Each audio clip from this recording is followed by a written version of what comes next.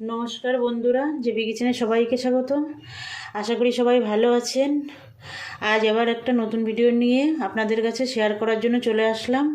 আজ আমি বানাবো দুধ পনির করার জন্য এই দেখুন আমি পনির নিয়েছি।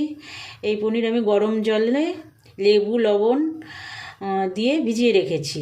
আর আমি পনিরগুলো ঠিক এরকম পিস করে কেটেছি। দেখুন, আপনারা আপনাদের পছন্দ মতো কাটবেন। আর নিয়েছি দুধ পনির, তার জন্য দুধ লাগবে 1 বাটি, এটা জ্বালানো দুধ।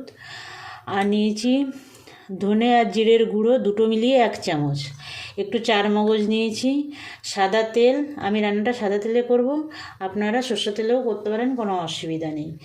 আর নিয়েছি একটু লঙ্কা গুঁড়ো নিয়েছি, একটু হিং নিয়েছি, চিনি, কাজু বাদাম, পোস্ত, আর ফোড়নের জন্য নিয়েছি 2টো এলাচ, 1 টুকরো দারচিনি, 2টো লবঙ্গ, গোটা জিরে আর একটা শুকনো লঙ্কা।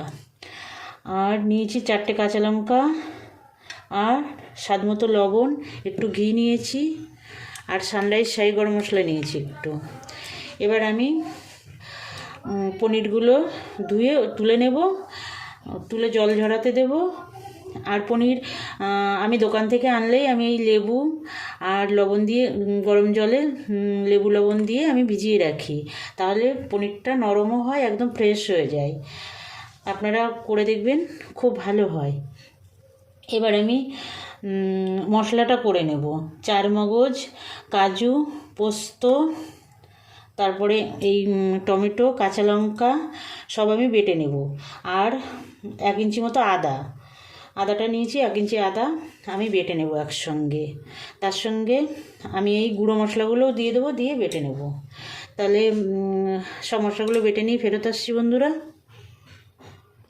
এ দেখুন মিক্সি বাটিটা নিয়ে নিয়েছি। আমি প্রথমে এই শুকনো এই চারমগজ, কাজু বাদাম আর পোস্তটা একটু ঘুরিয়ে নেব, তারপরে টমেটোর অন্য মশলা দিয়ে বেটে নেব, আদা কাঁচা লঙ্কা পরে দিয়ে বেটে নেব। এই দেখুন বন্ধুরা, আমি মশলাটা বেটে নিয়েছি। এর মধ্যে সব কিছুই ধনে জিরের গুঁড়ো, লঙ্কার গুঁড়ো, আদা, চারমগজ, কাজু বাদাম সব দিয়ে বেটে নিয়েছি, 2টো কাঁচা লঙ্কা দিয়েছি, দিয়ে বেটে নিয়েছি।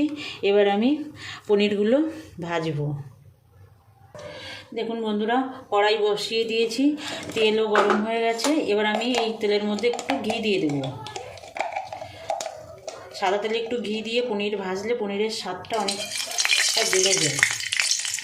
একবার আমি যেভাবে করছি এভাবে রান্না করে দেখবেন, খুব ভালো লাগে।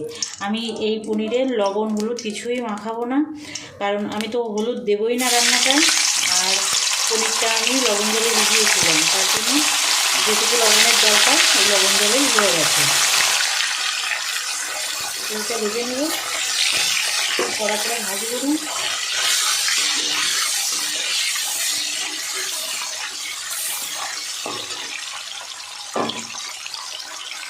দেখুন বন্ধুরা, পনিরটা এই প্রথম ব্যাচের পনিরটা ভাজা হয়ে গেছে, আমি তুলে নেব।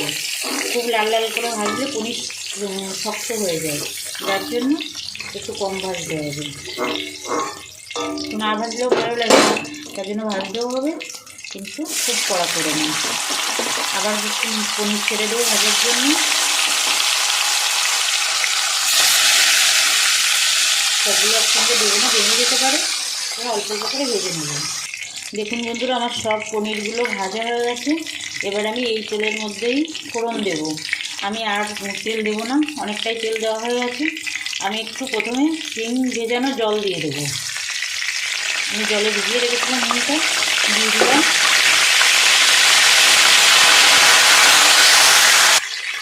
এবার আমি গোটা মশলাগুলো ফোড়নে দেবো। প্রথমে লঙ্কা দেবো, দারচিনি, 2টো এলাচ আমি ফাটিয়ে রেখেছি, লবঙ্গ আর একটু গোটা জিরে।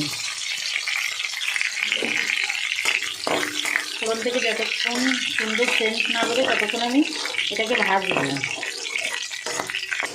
দেখুন ফোড়নটা খুব সুন্দর ভাজা হয়ে গেছে, ভাজা ভাজা সুন্দর সেন্ট বেরিয়ে গেছে। এবার আমি এই বেটে রাখা মশলাটা দিয়ে দেবো।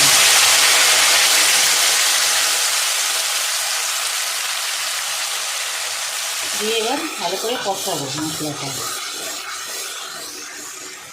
সম্পূর্ণ নিরামিষ এই রান্নাটা করার অনুরোধ রইল বন্ধুরা, একবার করবেন। এটা রুটি, পরোটা, ভাত, পোলাও সবার সঙ্গে খুব ভালো লাগে খেতে। আমি যেভাবে করছি, আমার ভিডিওটা না টেনে শেষ পর্যন্ত দেখবেন এবং আমি যেভাবে করছি সেভাবে রান্নাটা করবেন। আশা করি আপনাদের খুবই ভালো লাগবে। এবার আমি লবণ দিয়ে দেবো স্বাদ মতো, আর যে 1 চামচ চিনি রেখেছিলাম সেই চিনিটা দিয়ে দেবো। এই মিষ্টি লঙ্কাটা আপনারা আপনাদের স্বাদ মতো দেবেন। আমি যতটা দিচ্ছি ততটাই যে দিতে হবে তার কিন্তু কোনো মানে নেই। আপনারা যেমন বেশি মিষ্টি পছন্দ করলে চিনি বেশি দেবেন, কম পছন্দ করলে কম দেবেন, আর যদি একটু না দিতে চান দেবেন না। তবে নিরামিষ তরকারি একটু মিষ্টি মিষ্টি হলে বেশি ভালো লাগে। আর বন্ধুরা, আপনাদের কাছে আমার অনুরোধ, যেসব নতুন বন্ধুরা এখনও পর্যন্ত আমার চ্যানেলটা সাবস্ক্রাইব করেননি, আমার চ্যানেলটা সাবস্ক্রাইব করে আমার পাশে থাকবেন বন্ধুরা। আর যে সকল বন্ধুরা আমার সঙ্গে আছেন, আমার চ্যানেলটা সাবস্ক্রাইব করেছেন, আমার সঙ্গে থাকবেন বরাবরের জন্য। আমার ভিডিওগুলো দেখবেন, লাইক কমেন্ট করবেন, শেয়ার করবেন। আর আমি যে রান্নাগুলো করছি সে রান্নাগুলো করবেন, করে কেমন লাগে আমাকে কমেন্টে জানাবেন। মশলার বাটিটা ধুয়ে আমি একটু জল দিয়ে দেবো। জল দিয়ে আরেকটু মশলাটা কষাবো। দেখুন আমি হলুদের ব্যবহার করিনি, কিন্তু তবুও কত সুন্দর কালার এসছে। হলুদ না দিলেও সুন্দর কালার আছে। দেখুন বন্ধুরা, মশলা থেকে সুন্দর তেল ছেড়ে দিয়েছে। এবার আমি দুধ দিয়ে দেবো। এটা কিন্তু জ্বালানো দুধ, কাঁচা দুধ না। দুধটা দিয়ে ভালো করে মিশিয়ে দেব।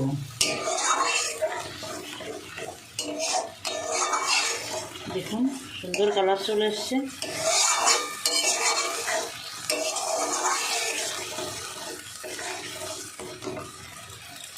এবার আমি সানরাইজ শাহি গরম মশলাটা দিয়ে দেবো। এটা বেশি না, 1 চামচের 4 ভাগের 1 ভাগ সানরাইজ শাহি গরম মশলা দিলাম।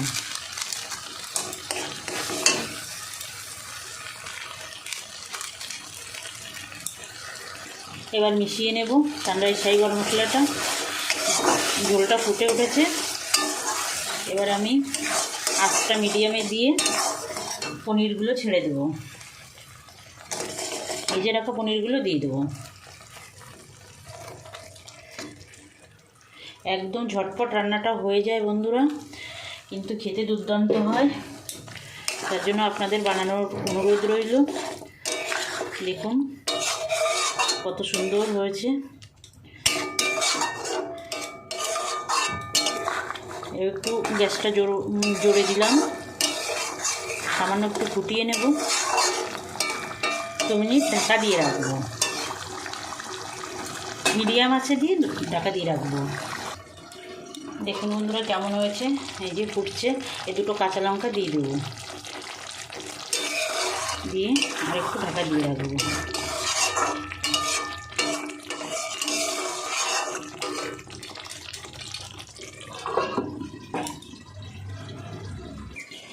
দেখুন বন্ধুরা রান্না থেকে সুন্দর তেল ছেড়ে দিয়েছে। এবার আমি গ্যাস অফ করে দেব।